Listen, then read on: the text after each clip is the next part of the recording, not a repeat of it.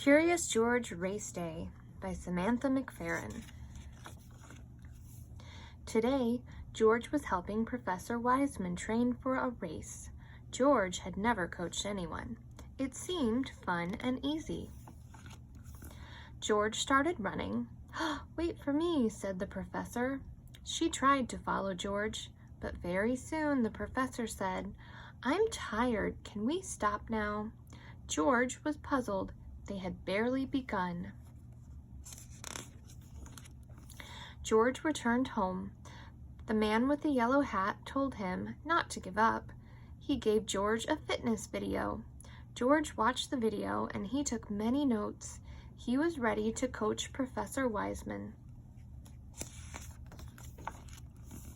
The next day, George used his notes. First, he and the professor stretched. Then they ran at a steady pace. When the professor got thirsty, George gave her some water. So far, so good.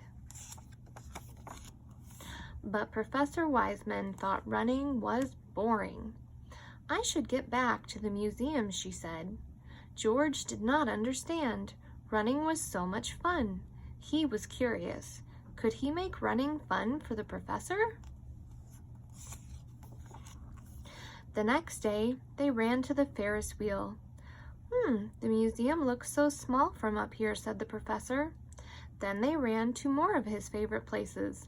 They ran to the puppet show and to the zoo to see the elephants. They even ran with balloons. One day, the professor outran George. She was ready for the race. On race day, George and the man went to the park. There were so many people there.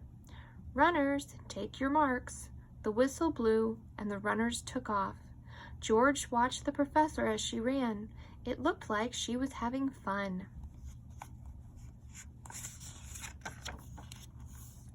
George wanted to see the professor cross the finish line. Suddenly, she stopped running. George was confused. Then the professor surprised George. "Will you finish the race with me?" she asked. George and Professor Wiseman ran together across the finish line. She received a medal for finishing the race. The professor thanked George for making exercise fun.